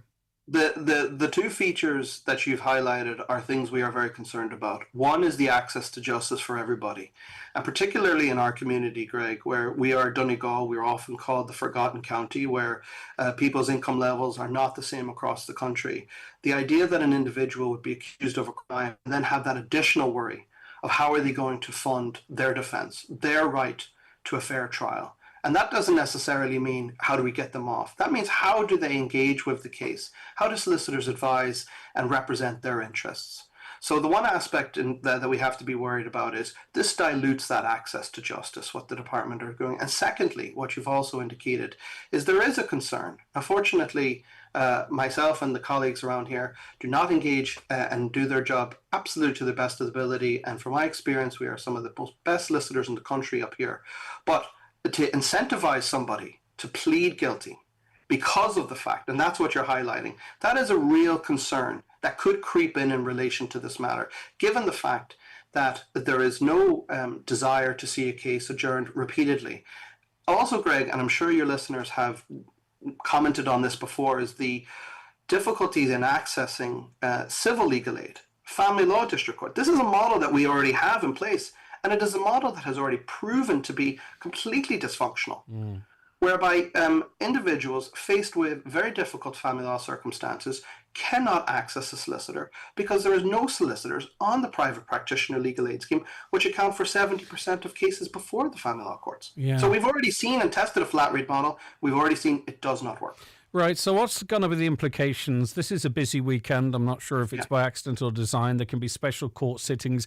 It's all about getting people rounded up and through the courts as soon as possible, and that's seen as a deterrent, and the less people that are rounded up and through the courts, the better. But you are, Donegal solicitors, en masse, and you can correct me if I'm wrong, disengaging in terms of, you know, emergency court sittings, or indeed providing advice during Garda station interviews. And I presume then that encroaches on how long they can be held and all the consequences that come from that. Is that action in place now? And in your experience, Rory, what are the consequences of it? Okay, it's not by design. We are following effectively what other colleagues throughout the country were doing up until late last week. So it's a coincidence that has occurred during the rally weekend. And the really reason behind this is it is a protest action. There's no doubt about it. And it's to identify, hopefully through the various stakeholders, i.e. the Gardaí, the court service, the important role that we play in the administration of justice. The consequences of it are we are not going to be in a position to advise clients whilst they're detained in custody. That has implications because the ability to obtain legal representation and the right to a fair trial occurs from the time of arrest, not necessarily the time of charge. And the attendance at out-of-hours sitting is also to make it clear that we want the department to engage with us in relation to these issues. This issue can be easily resolved by the department by engaging with our representatives and having a fair consultation in relation to these proposals. So by taking ourselves out of that equation, and I should add the rest of the country may have seen from the national news is going that bit further at the moment, where they've actually withdrawn from all matters as of today, tomorrow and Thursday. I think we're to have a discussion ourselves internally today as to what our next steps will be. But as it stands at the moment, we're not going to attend special sittings. If individuals are unfortunately brought before the system, brought into the system, whether by arrest or by court, they will be without legal representation as it currently stands. If they are brought before a court sitting, the judge is there. We have excellent judges who will ensure that all of their rights are upheld and adhered. But that will be an issue that will have to be decided on every individual basis. Fortunately, though, Greg, I should say, over the last number of years as a practitioner who's been around Rally Weekend, the arrests have come down a little bit. Behaviour has improved. I would respectfully submit the Gardaí have an excellent model in place themselves to ensure there's a relatively fast processing of defendants. So hopefully, the disruption will be left to a minimum, because none of us want this. We all want to just get back to work and doing our jobs as best we can. Thanks so much for your time and the insight. And there's a whole another 10 minutes in how is this resolved, and, Yes. and would the status quo satisfy, or is this an opportunity to reopen the restoration? And I don't think you or I have the time, but it's a complex matter. Fortunately not. Thank It is you. complex. Look after Thank you, yourself. Greg. Bye-bye. Appreciate it. Rory O'Brien, a solicitor there. Good luck if you're playing the bingo today. It's time for Vision Ireland Bingo on Highland Radio. It's Wednesday, the 17th of June. You're playing on the blue sheet for the daily prize of €400. The reference number is S3. It's game number 25. The numbers are 24, 19, 13, 44, 23, 81, 43, 67, 56, and finally 47. Phone your claim to 9104833 before midnight, leaving your name, contact number and the name of the shop where you purchased your book, and we'll call you back the next working day. Get all your Vision Ireland bingo information at highlandradio.com. Dad, who's Nissan? Who? Nissan. Uncle Pork said Nissan did him a mighty deal on his cool new car. Nissan. His new Nissan. With the new government scrappage scheme, you can get an even mightier deal on a new Nissan. Save up to €8,500 across the Nissan EV range and up to €12,500 on a Nissan Ariya. See nissan.ie for details. Terms and conditions apply. Nissan. Defy ordinary. Tropical World Letterkenny. The great value, fantastic big day out right here on your doorstep. Butterflies, reptiles, sloths, meerkats, toucans, lemurs and much more, including picnic areas and monkey swing play area. Don't miss Tropical World this summer. For more, see tropicalworld.ie. Thinking of changing your floors? Why not see what Florid Letterkenny has to offer? Florid have a large selection of solid, semi-solid and laminate click vinyl wood flooring, together with a fantastic choice of parquet, herringbone flooring, all at incredible value. Don't delay. Call Florid today on 087 161 7008. The Greg Hughes Show is brought to you by Letterkenny Credit Union. Big plans, big dreams. Home improvement loans, borrow up to €80,000. Visit letterkennycu.ie today. Right. Rightio, welcome back to the programme. Now, at 11 o'clock this afternoon, we've brought forward the release of this week's Greg Hughes podcast because of the weekend that's in it. And by the way, overwhelmed by the fact that our podcast now here, Highland Radio's Greg Hughes podcast, is in the top 20 podcasts right across the island of Ireland today, which is really quite remarkable considering we're up against the two Johnnies and all the big hitters. So listen, thank you so much for your continued support. It's really taken off and we appreciate that. And most of all, we appreciate our guests because they are often, they're always very interesting and often have to be really honest, and we do appreciate it. Carolyn was our guest last week, and the response to that podcast has been absolutely huge. Well, in this week's episode, I sit down with the rally legend that is Gary Jennings for a conversation as is harrowing as it is inspiring. This is a guy really that should not be here by all accounts because he had a horror crash at the 2025 Cavan Stages rally and it left him fighting for his life. Gary's future in the sport will be discussed, and his future in the sport at that time was just hanging in the balance. So we're going to talk about the crash, what he remembers of it. We're going to talk about, I suppose, almost like an out-of-body experience as he was in that. For a while, he was in that space between life and death. And he had a very interesting experience that has stayed very much with him. But there were people that landed on the scene who made sure it was life. And they got him back to life. And they looked after him until the emergency services arrived. He was close to a hospital, which helped. But he suffered catastrophic injuries, and he's carrying those injuries today.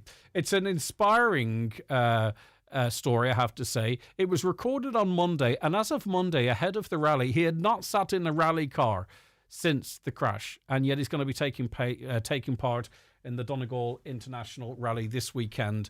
And as I say, the chances, his medical professional says, not a chance. Well, look, he passed the medical, and here he is. So here's a short preview of the podcast, which will be available for you at 11. How are you physically now? What's the hangover of the crash physically? I think physically, I'm still sore. I will be, but I think mentally, I have to get over it. Yeah, I think your head rules your body. Have you got into a rally car competitively since? I haven't sat in a rally car yet, and today is Monday. Yeah. We're recording this on Monday with the rally kicking off later this week. But, you know, with everything that's happened to you, why get into a rally car again? Because it's what I live for. I don't drink, just social events. I don't smoke. I work 7 days and 7 nights. Don't drink tea or coffee either, by the way. We learnt that, yeah. And I work 7 days and 7 nights. Whatever business I have, I'm work there all the time.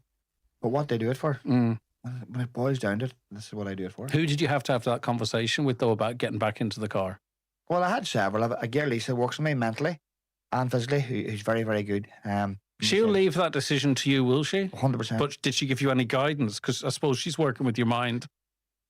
She did. Because you have to drill down as to why you're doing this, right? Are you doing this to prove something to yourself?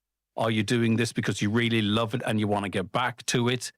There's many reasons why. So I would imagine part of her job is to find out, well, why is Gary looking to get back into that car? Is it for the right reason?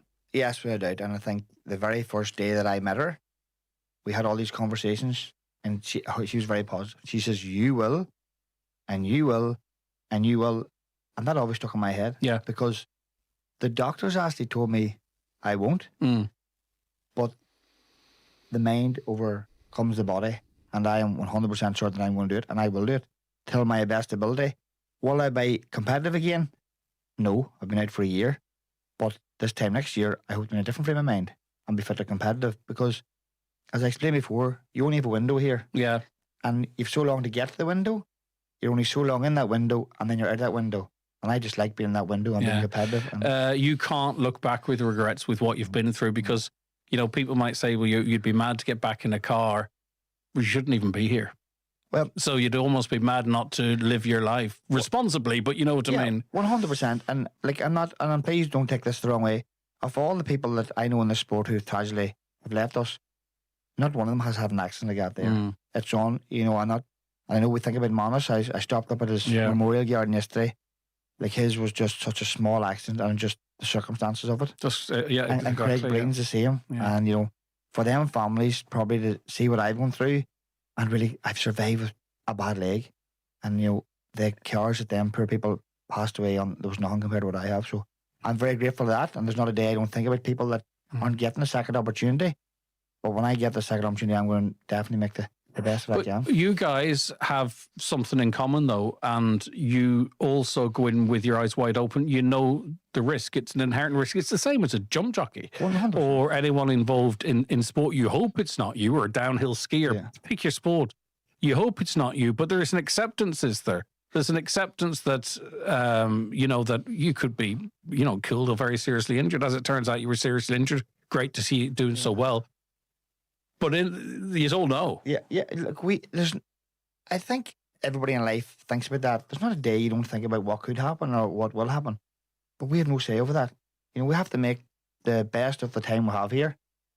Rallying is a funny sport, and I do say to people, we don't hear about how many footballers break a leg or break an arm, or rugby players who are paralysed playing the football or rugby. Well, the brain injuries, the connection with Alzheimer's, you know. You take all the rallies over Europe, there's not somebody injured every week. You know, we have, it's a very, compared to what we do, there's a very less chance of getting injured or seriously injured. Most intercounty footballers' knees and hips are banjacked at 40, like so. That's right. Yeah, because it's so controlled, it's so safe. I mean, the safety of that car. Now, if this was 30 years ago, or maybe even 20 years ago, listen, forget about it, right? But between the seats, the strapping, everything else, you know, that's why you're here. Yeah. And a dose of luck. Yeah, and we have spoken in depth with Malcolm Wilson, who owns Ford M Sport in Cumbria, and we've sat over dinner and spoke about this car and spoke about the way it's broke and about all these things. That's what them cars are designed to do. When people look at this car and they say, that cage is broken 5 bits. Yeah. Well, when they sit down and look at, that's the way it's supposed to be. That's the crumple zones we'd see on the road cars, wouldn't we? And it does what it says on the tin. And like, I see for anybody, young people joining the sport, I think it's the safest sport you'll get compared to what we do, compared to anything else. What I can't get my head around, though, as we record this a few days out from the rally, is that you're talking about getting back into the car now and you know what, maybe being competitive next year, but you haven't sat in a rally car since. So that make sense. I haven't even sat in it. Is that a choice? Like, are you waiting on the car to be delivered or what? I have had a lot of opportunities to, you know, we know Chris Meek had this test a few weeks ago and I was invited down to that, and my friend Conor McCross in KAS has a car sitting there ready to go and they've told me to come down, get in the car. But no, I am just happy to get in my own car. Right. My only problem is my broken sternum. When I put my hands device on, it probably will be in pain, but the doctors are very good to me. I'm getting a steroid injection tomorrow, which does help me because I get them. So I will drive within my capability. Correct answer. And I don't put anybody at risk. If I feel that I'm sore or it's not happening, Can you trust yourself to make that shout? I can respect myself to pull out. Yeah. I can go in and say, here, I'm too sore, or I can't do this. I have no problem. I'll just pull out. But you don't really know yet the effects of the G-force. No, none of that. Like, if I sneeze or cough sitting here now, I'd have to hold myself. Yeah. So when I go to break into one of them chicanes, how's my body going to react? My mind knows what to do, but I don't know what my body's going to do. To some extent, I imagine to keep you focused when you're racing like you're racing, there has to be a combination of concentration or maybe fear, survival. I don't know. You can tell me. You're the pro. How do you know that the fear or the concern that this could happen again won't affect how you perform? Because my mind won't let me think about that. Yeah. I've had one accident in 30 years. You know, I have never been hurt. I have never been in an ambulance before. Ambulance, surely. I've been in an ambulance when I was out water skiing. I've been in an ambulance because I was farming. But this is a high sport, and have never been unfortunate enough to have an accident. My mind, I'm saying this now, my mind will not think about that. I'm just focused on enjoying myself. Great. And I hope it doesn't come across like I'm trying to plant these seeds here. No. It's just interesting, and it's an interesting insight into you and who you are and how you compartmentalize things. And we have to. Was the people around you trying to talk it out, or do they know who you are? And I'm not on about Lisa. No, 100%. I've had this conversation with my mum and dad, who are very fortunate, are still with me, and I love them so much, but they have said to me not to do it. But I can't. I think, and it's a funny way to think. It's like saying, don't be you. That's right. This is who you are, right? This is who I am. Yeah. And, Lisa's told me before, Lisa spoke to me, I've got away with it. It'll not happen to me again. I will not step outside the comfort zone. I'll enjoy myself and I'll put a show on for the fans who are so good to me.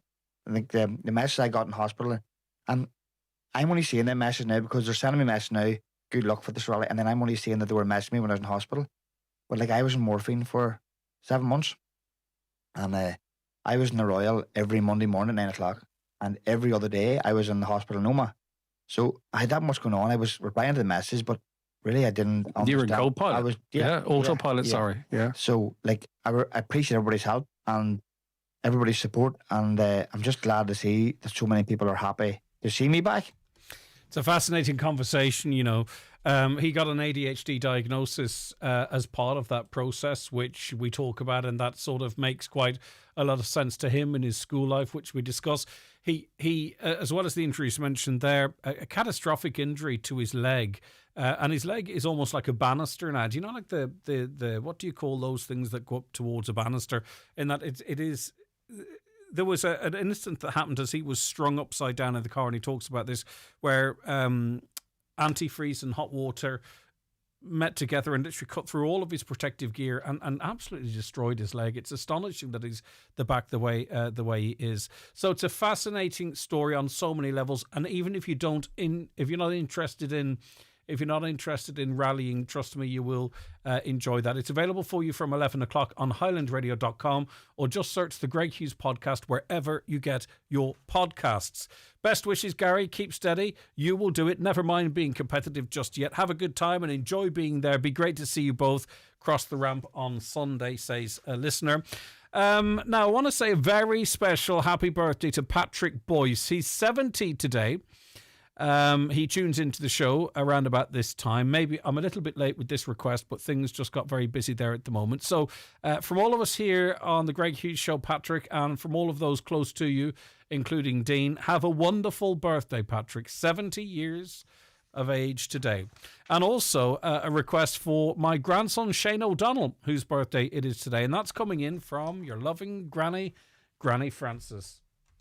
The Greg Hughes Show with Letterkenny Credit Union, powering your plans with fast digital loans. Apply online or through our app in minutes and get funds straight into your current account. Easy, quick and convenient. And our digital offering perfectly complements the friendly face-to-face service you know and trust.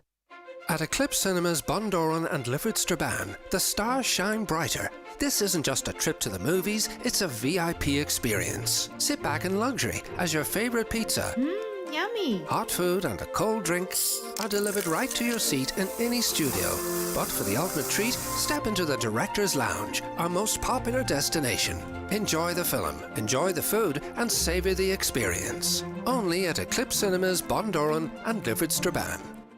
See our new range of comfortable storage beds now on display at Restex Beds Mountaintop Letterkenny. Combine luxury and comfort with clever hidden storage and free delivery and assembly on all our products. Restex Beds. Leave the rest to us. Milford Tiles, Milford Retail Park. Tiles, bathware and wood flooring. The best quality and value in the Northwest. Fully stocked and ready to go. Fitters and delivery available. 10% off for Mica affected customers. Don't forget to ask about our 5-day bathroom fit out. Call Milford Tiles on 083 091 0707. Imagine your wedding at the foot of Errigal Mountain in the heart of Donegal's Gaeltacht. Anchorage Hotel in Gweedore offers elegant spaces, stunning views and every detail planned for your perfect day. Celebrate your love surrounded by Donegal's breathtaking beauty. Your dream wedding awaits at anchoragehotel.com. Heading to the rally? Enjoy it safely. Plan ahead and leave plenty of time for your journey. Always watch from a safe area. Stick to the speed limits, never use your phone while driving, and never drive under the influence of alcohol or drugs. Make the right choice. Protect yourself and others. A message from Donegal County Council and the Donegal Road Safety Working Group. Give your dad something special this Father's Day from McGee's Chemist. Binoculars from $24.95. Philips 3-headed razors from $49.95. Why not personalise your gift? From mugs to art blocks to key rings. Great gifts for great dads. At McGee's Chemist, Main Street, Letterkenny. Or order online at mcgees.ie. McGee's, where the best costs less. Welcome back to the programme. Now, as we mentioned on the show a little earlier, it became clear last evening that there has been an advancement in the approval of Givanostat. It has been approved in Europe, and in the north you could access it in Britain, but there was a bit of foot dragging here in Ireland. There's a number of boys with Duchenne muscular dystrophy who are actually still waiting, so let's not get ahead of ourselves for access to this drug, but it is now closer than it has ever been. And one of those families of one of those young lads we've been speaking to is young Aaron Langan, and we've tracked his story, and we've all become incredibly invested with this absolute little fighter. But hopefully he'll get the help now from the state. Dermot is Aaron's dad. Hi, Dermot. Thanks so much for chatting to me. I do appreciate it. How are you doing, Craig? I'm good. Now, you're kind of in, and I want this to be measured, you're sort of in a space of uncertainty. We're closer to this drug, but there still, I presume, has to be an assessment of Aaron as to if he'll qualify for it or what benefit it might actually have to him. But listen, without sort of getting to the point where it's available, you won't get those questions answered either. No. Well, I suppose firstly, it's a great step. Like, it's a real positive outcome for the Duchenne community. Like, to have it available now in the country. I suppose on a personal thing, we're waiting on the criteria to see who can get the drug, and what definition of ambulatory they're going to take, So it's kind of, as positive it is, we're still in that wee bit of limbo to know whether we're going to get it or not, for our son. So, well, providing that it wouldn't be providing it wouldn't be harmful to Aaron, given the fact that you guys have been so important in this fight, you would hope that even if the criteria or the qualifying criteria are not exactly met, that Aaron would be very strongly considered for this drug. Yeah, you would hope that, Craig. Like, all the, we've been fighting for this last year, and as we were saying, like, Aaron was walking not so long ago when it was approved in Europe. So you would hope, like, we're keeping our fingers crossed that we will get it. But I suppose it's down to the doctors now and the clinicians to maybe assess Aaron and see what value he'll get out of it, But we're certainly hoping he will avail of it. Yeah. You and your wife and family and friends have been campaigning, as you said. You were down in the Dáil. There seemed to be a bit of stagnation in the campaign, though yous never stopped. Then we saw this catapult to the point whereby it was raised in the Shannon by Senator Boyle, Pat the Cope Gallagher, Pierce Doherty combined to raise the matter. The minister was questioned in the Dáil in relation to this. There's been videos made left, right and centre. The push over the last while has been absolutely huge. How has that felt for you, Dermot, as a dad, and for the family as a whole, and for Aaron, that there was such then this wave of action to try and get this over the line? It was, Craig, was overwhelming. Like, to have that support in your community too, or even our local school and all that, our senators, our TDs, like, they really got behind us. And it's very hard to put into words what it meant to us, but to have to go that far to get it pushed over the line, it's something, it exposes your family a lot, And I suppose to get this result today, it's amazing, and shows what when the community comes together, what you can get, and how it can work for you, But as I say, we just still need to get that extra bit to make sure we're going to get it, and keep the continued fight on now for the ambulatory definition, that they take the same criteria as they've taken in England and then other parts of Europe as well, Yeah, it can't be a hollow victory, can it? It has to be an inclusive an inclusive victory. That's what this was all about, wasn't it? It was never a selfish campaign. It was always about what is best, and the majority, and as many children as we can to get a benefit from this drug. Yeah, definitely have to get as many children on it as possible. Like, you know, it's not. It wouldn't be fair for one child to get it, and just because one is slightly gone off their feet or in a wheelchair, how do you explain that to your child? Like, you know, there is a treatment here now available, and it's proven to slow down. In America, they've given it to children non-ambulatory as well, like, and it has proven to slow down the condition. So I don't see why here we're going to make a definition between two children, like, and even in the north they're giving it. So we have to push now that for as many children as possible that you can get the benefit of this, you know. All right. Well, listen, well done, Dermot, to you, the family and the community. We really appreciate you coming on. As I say, we're nearly there. It's not just over the line yet, but we just hope that it's a proper victory and not a hollow victory. And part of the exposure you talk about, the family exposure, is talking to you just like me. But anyway, it's appreciated. Thank you very much. And we'll continue, obviously, to make our representations here.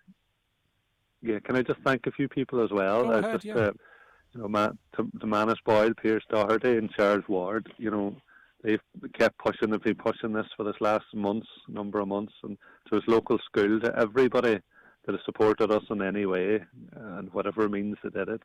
You know, we're so grateful, and to yourself, Craig, and the Highland Radio and the airtime you give us. Just want to say a massive thanks to you all.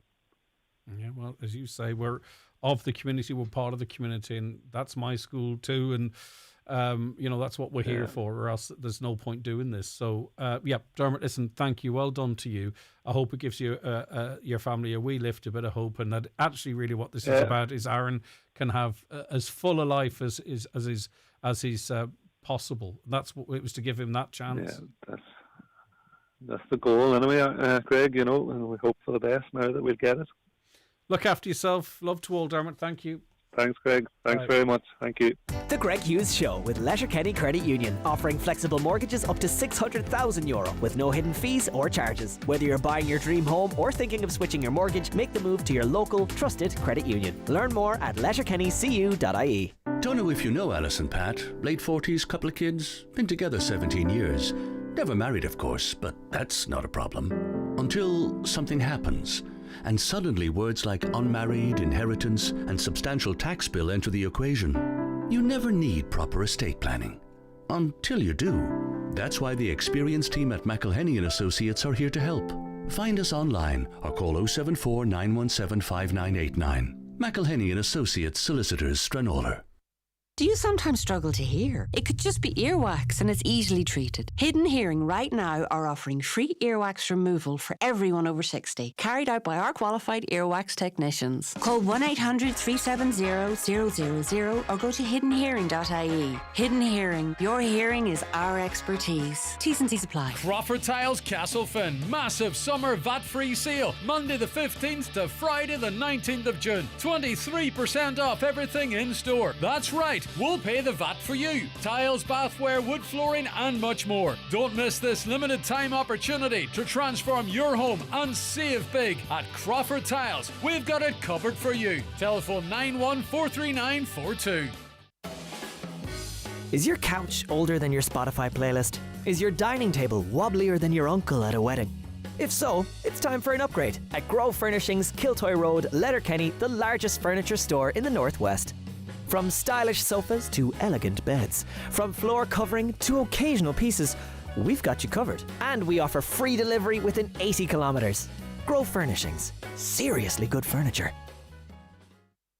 Highland Radio weather updates with McElhenney's. From occasion wear to holiday essentials, find everything you need for life's special moments at McElhenney's. Explore our collection of fashion, accessories, homeware and more in store or shop online at mcelhenneys.com today. Right, so heavily overcast with steady light rain and passing showers moving through. Temperatures around 17 degrees, but we'll feel a bit cooler in exposed areas. Winds 15 to 25 kilometres per hour from the southwest. Tonight, showers will continue into the evening, turning to a more steady rain overnight. Mild temperatures dropping, though, only to about 12 degrees. So don't forget to also, there's a yellow warning for blight currently in place for Donegal running through until Friday. You can't even enjoy the weather without having to worry about your blooming spuds. Right, let's listen to your talk on what we've been talking about. On the issue of abortion, this was the topic today that garnered most comment from you, the listener. Good morning, Greg. The referendum in 2018 was won by misinformation, untrue, misleading information that wasn't anyway true, but the government and NGOs were not honest to the people of Ireland. Many of you might engage with NGOs. I know throwing out sort of hate on NGOs is kind of a popular thing, but check what NGOs are to make sure that you know what you're talking about. Not you. I'm not speaking to an individual or scolding, but we have NGOs in this county we engage with all the time. Well done, Mary T. That other man hasn't a clue. What about all the people who had an abortion and never got over it and carry a life sentence of regret? What about those who were forced to carry a pregnancy that they didn't want? And that's where the debate starts, right? Cromwell and his henchmen would be rejoicing at Sinn Féin policy of aborting Irish babies, politics at its worst. Mary T deflecting by trying to attack Sinn Féin instead of talking about the 3-day wait, also blaming teenagers for multiple abortions, pure rage baiting. And Mary T really, which I found quite remarkable because I talk to a lot of people. But Mary T apparently has spoken to teenagers who've had multiple abortions. Or when I put that to her, she says, well, I've spoken to many teenagers. Where's the voice of the clergy on this issue? Once again, the church's silence is chillingly deafening. Yeah, it seems to have been... It is quiet, I'm not going to lie to you. Sinn Féin are finished. They're just another woke party that may as well join Fianna Fáil and Fine Gael, says a listener. The country needs a radical new party, similar to Reform in the UK. Can they not even leave the 3 days alone? Sinn Féin are an awful party. Is this the most important thing on Sinn Féin's agenda? Another, the government speak about declining birth rates when they have murdered... Listen... The people voted for this, but they describe it as murder. Over 50,000 citizens with introduction of abortion, then flood the country with immigrants that have culturally nothing in common with this country. Martin and Harris have single-handedly ruined Ireland. The one thing I'll say there is there's a arguably, if you wanted to drill into it, a little bit of a separation in that the lives that never happened are incredibly valued. And yet the immigrants are described almost as a subset of human beings. So in terms of a pro-life narrative, it's quite interesting because, you know, those that this caller says were murdered are used as the emotive group. And yet immigrants, who are also human beings, are denigrated to almost a plague or a plight. That kind of seems counterintuitive to pro-life to me, but anyway. So yet more Mary Lou lunacy and the Sinn Féin bloodlust to scrap the 3-day wait. What happened to the pre-referendum promise of abortion in Ireland being safe, legal and rare? Another good morning, Greg. Could you play a video of an abortion? Why would I do that? I was made sit through one of these in secondary school. It did absolutely nothing. That's like saying make someone sit through a hip replacement and they won't get a hip replacement. I don't know. That's shock and awe. If you can't articulate your argument and tap into people's moral judgment, maybe their religious guidance, well then you've lost the argument. If you want to shock people into stuff, you actually all you do is desensitize. Trust me, desensitize, because we all came out of watching that in school, and after it was going on for 5, 10, 15 minutes, it was like, okay. It doesn't have the impact that you believe it might. How is there an appointment for women to have an abortion so readily available when the rest of the health system, you're waiting months or even years for potentially life-altering treatment? That is the main question. And that should be asked, not further around about this 3-day thing. That's an interesting point. It's a very interesting point. And it's not even an abortion. Break it down just to health care. You know, if you want to describe or don't, if you just look at it, it is quite interesting, such fast access in one area of healthcare compared to others.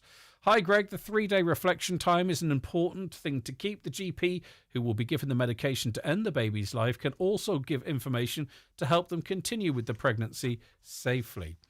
Lots of you texting in relation to that. We had David on the show yesterday. You remember the water burst in St. John's Park in Buncrana? Do you remember that? Hey, this is how we get results. It's still burst and it's still running. Sorry, normally we have success.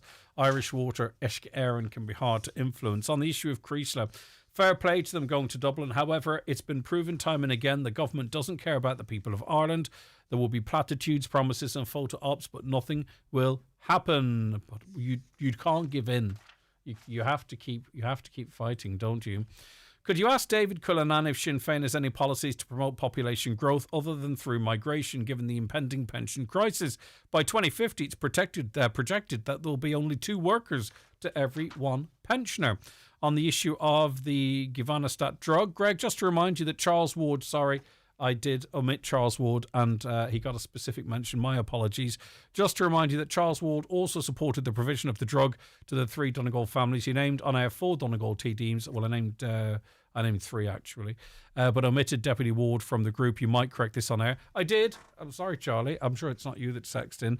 I do remember in the days after we sort of said on this programme, look, you know, where are public representatives on this? And the next day and the day after that is when it was mentioned in the Shannon and the Dáil. And I just, in those couple of days, it must have left my mind that I didn't hear Charles Ward pursuing it then, but did subsequently.